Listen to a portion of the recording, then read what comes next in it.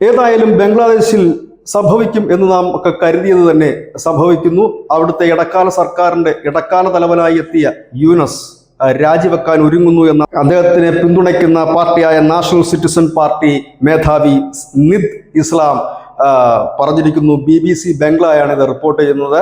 യൂനസ് പറഞ്ഞത് ഇപ്പോൾ ബംഗ്ലാദേശിൽ തനിക്ക് നിൽക്കാൻ ഭയമാണ് എന്നും തനിക്കൊപ്പം നിൽക്കുമെന്ന് പറഞ്ഞ പാർട്ടികളും സംഘടനകളും ഒന്നും ഇപ്പോൾ താൻ പറയുന്നത് ചെവിക്കൊള്ളുന്നില്ല എന്നും അതുകൊണ്ട് തന്നെ തെരഞ്ഞെടുപ്പ് അടക്കമുള്ള കാര്യങ്ങൾ നടത്താൻ കഴിയുന്നില്ല എന്നുമാണ് പറഞ്ഞത്. ഇതോടുകൂടി യൂനസ് ഹസീനയുടെ വഴി സ്വീകരിച്ചുകൊണ്ട് തുർക്കിയിലോട്ടോ മറ്റോ നാടുവിടാനുള്ള സാധ്യതകളും കാണുന്നുണ്ട്. കാരണം പട്ടാളം കഴിഞ്ഞ ദിവസം മുന്നറിയിപ്പ് നൽകിയിരുന്നു, ഇതിങ്ങനെ മുൻപോട്ട് പോകാൻ കഴിയില്ല, ബംഗ്ലാദേശ് അസ്ഥിരപ്പെടുകയാണ്, ജനാധിപത്യപരമായി തിരഞ്ഞെടുക്കപ്പെട്ടൊരു സർക്കാർ ഇല്ല എങ്കിൽ ഈ അരക്കൻ ആർമിയുടെ ഇൻവേഷൻ അടക്കം തടയാനോ ഇല്ലെങ്കിൽ ചർച്ച ചെയ്യാനോ പോലും കഴിയില്ല എന്ന്. ഇതിനിടയിൽ യൂനസ് നടത്തിയ മറ്റൊരു നീക്കം ഈ അരഖൻ മേഖലയിലേക്കുള്ള ഇടനാഴി US കൈമാറാനുള്ള ഒരു നീക്കം ബംഗ്ലാദേശിൽ വലിയ പ്രതിഷേധത്തിന് കാരണമായി. ഏതായാലും ആടി ഉലഞ്ഞു നിൽക്കുന്ന ബംഗ്ലാദേശിൽ യൂനസ് ഏത് നിമിഷവും രാജിവെക്കുമെന്ന് അദ്ദേഹത്തെ പിന്തുണയ്ക്കുന്ന പാർട്ടിയുടെ നേതാവ് തന്നെ പരസ്യമായി പറയുന്ന ഒരു സാഹചര്യത്തിലേക്ക് എത്തിയിരിക്കുന്നു.